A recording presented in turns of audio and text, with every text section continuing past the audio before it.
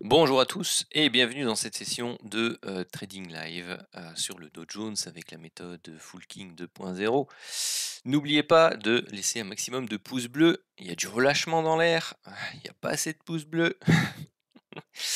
Non, mais sérieusement, bon, bah, ça coûte rien et moi ça m'aide beaucoup. Ça donne de l'énergie pour pouvoir continuer à faire ces vidéos, mais aussi ça permet aux vidéos d'être plus intéressantes vis-à-vis de l'algorithme de YouTube. Donc surtout, n'hésitez pas à vous abonner à la chaîne si vous voulez recevoir aussi les notifications pour la sortie des prochaines vidéos. N'hésitez pas non plus à cliquer sur la petite cloche. Et voyons ce qui s'est passé depuis ce matin.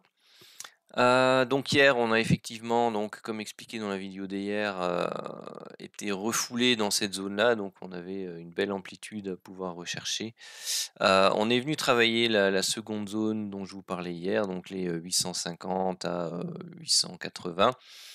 On est venu la retravailler ici. Donc qu'est-ce qui s'est passé ce matin? Donc, ici sur cette zone, de confluence, zone, vous voyez, d'hésitation aussi à ce niveau-là, on a eu une mèche et on a eu la possibilité, de prendre un setup, ce matin vers, 9h08, 10, quelque chose comme ça, qui donnait donc, 50 points et un BE pour le deuxième lot. Donc, ouais, je vais toujours le noter. Et pour l'instant 0. Hop. Ensuite, eh bien, on a eu toute cette descente-ci. Vous voyez qu'au fur et à mesure, ici en haut, donc, on quitte la petite zone de range court terme qu'on avait. On n'est plus du tout en range à ce niveau-ci. Donc, c'est une première alerte. On vient travailler la zone à cet endroit-là. Et vous voyez que ça fait un moment qu'on n'a plus de range non plus ici. Donc, soit, eh bien, tout simplement, vous ne travaillez pas ces setups-là, parce qu'ils sont plus compliqués, plus dangereux. Je vais agrandir un peu ici. Soit, eh bien, vous prenez le risque et vous savez qu'il faut être très prudent, très réactif. 53,7 et là c'était 55,4. Donc on est bien plus haut ici, donc il y a bien encore le setup de divergence que j'ai matérialisé là. Donc vous aviez la possibilité d'entrer ici, donc vous voyez on n'était pas encore tout à fait dans cette zone-là. Malgré tout, donc je suis pas rentré, je suis rentré sur le second qu'il y a eu après, parce qu'on avait frôlé la zone en question. Bon, bah, le stop était court, je me suis pris, ici sur ce trade-là un stop. Heu, j'ai pris, bah, la suite, logique, ici donc là j'ai pris, des bénéfices à ce niveau-là et le reste était ABE et là j'étais pas devant les écrans pour, le suivant, donc la continuité qui, bah, malheureusement était encore celle qui donnait le plus de, résultats, donc 45 points et 90 points, ici pour les, 2 lots. Donc là, on perd ici 55 de chaque côté. Donc là, on rajoute 50, donc on perd 5.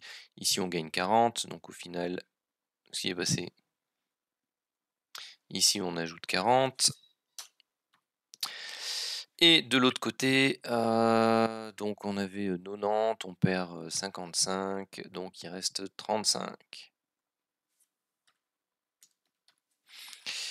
Voilà le bilan actuel de la journée. Alors, ici, qu'est-ce qu'on a? Bon, il y a un setup de divergence qui a été validé, on le voit ici, on est bien en zone de range long terme, court terme. Maintenant la zone, bon bah oui, c'est une zone chartiste. Ici, celle-là, hein. Quoique on n'est pas encore même tout à fait dedans, enfin on pourrait même presque, ouais, l'élargir ici, hein. C'est une zone assez large. Je t'aime. Moi aussi je t'aime, ma chérie. Et donc, ici, on a la confluence entre simplement la ligne médiane court terme et une zone chartiste potentielle. Pour moi, c'est pas assez, c'est pas ce que je préfère, surtout qu'on est sur un support ici plutôt, plus important.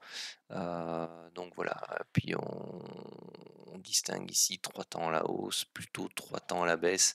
Moi, j'avais plutôt l'envie d'essayer d'être dedans à l'achat dans cette zone-ci pour aller rechercher la zone de résistance ici au niveau des 34 120, 34 150.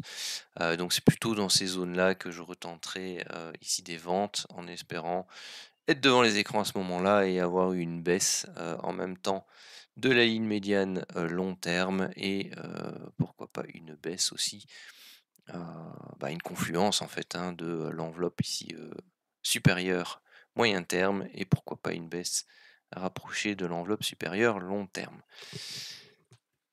Donc ce genre de zone peut être travaillé, mais à nouveau, voilà, c'est le money management, c'est pas une zone forte, donc peut-être pas travailler avec le même nombre de lots que d'habitude, mais rester actif, prendre la moitié des lots que vous prendriez d'habitude, ou ce genre de choses pour avoir un money management qui corresponde à la probabilité éventuellement de réussite de cette zone compte tenu des éléments qui vous sont proposés sur le graphique.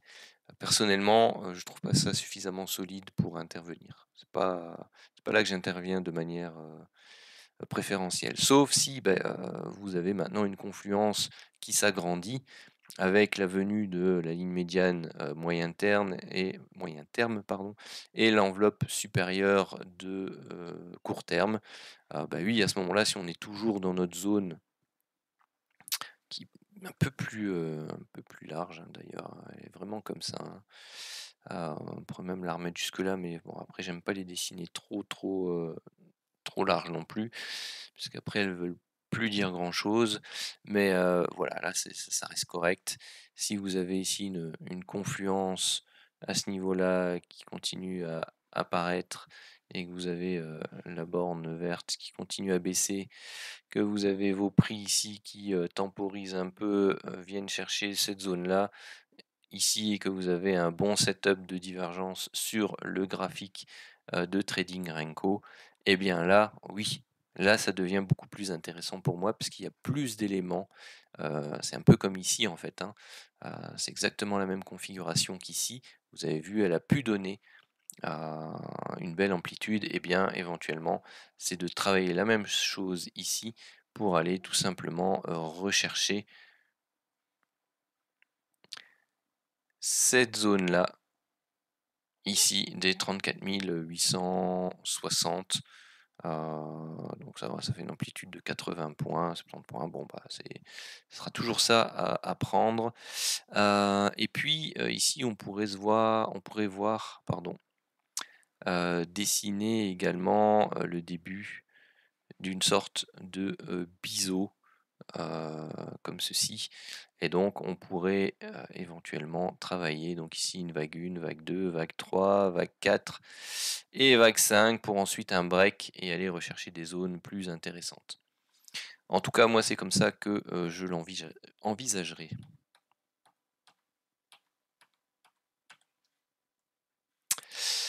Voilà. Bon, je vais mettre la vidéo en pause et puis on verra ce qui se passe au fur et à mesure. Alors, je reprends la suite rapidement. Donc, on en était ici dans le travail de cette zone-là. Donc, je vous expliquais hein, que moi j'attendais plutôt une confluence entre la zone chartiste, la borne haute court terme et la ligne médiane. Donc, on pourrait considérer qu'on l'a eu une première fois ici. Donc, il n'y a pas eu de setup de divergence sur ce niveau-là. Donc, ensuite, on est monté. On a une autre zone chartiste, si vous la voyez ici, je vais vous la mettre, hop, où on est passé ici, là on l'a travaillé là, on l'a travaillé là, bon on la retravaille là, j'aurais tendance à dire peut-être pas sur le premier coup, parce qu'il n'y a pas, il y a que ça plus la zone supérieure court terme, mais donc ici on revient sur ce chandelier là, on refait une mèche, et c'est là que éventuellement donc on peut travailler sur cette mèche là dans la réintégration. Alors, si vous avez le setup de divergence, il se trouve là. Vous allez rechercher ici les 55 plus ici les 85. Si vous aviez tenté le premier rejet, eh bien vous aviez pris le setup ici et vous aviez un stop de 30 points. Je vais toujours déplacer ça. Ensuite, ici vous voyez, on a la conjonction entre la fameuse zone chartiste qu'on avait tracée en orange, même de manière un peu plus précise. Vous avez, si je retrace avec une flèche, vous avez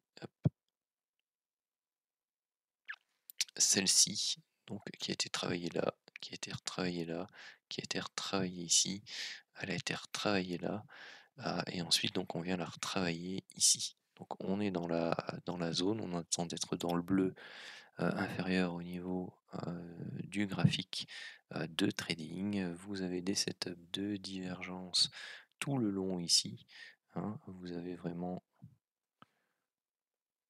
hop, tout ça, alors que là on fait une baisse, une stabilisation, on valide le setup de divergence ici, on va rechercher 25 points et le deuxième objectif ici à 70 points. Ensuite là on reteste une seconde fois cette zone, donc c'est un double top potentiel, toujours sur la même zone qui avait réagi précédemment. On a au-dessus de nous une autre zone de résistance, on a la zone moyen terme supérieur qui descend. Donc bon, ça peut éventuellement se tenter aussi si vous avez des setups de divergence qui sont valides. Alors ici, est-ce qu'on avait des setups de divergence entre ce sommet-là et ce sommet-là? Vous aviez ici, enfin même entre celui-là et celui-là, vous en aviez une de long terme, bon, qui est un peu plus difficile à voir. Donc on va pas forcément la compter, mais pour ceux qui l'ont vu, bon, vous pouviez ici prendre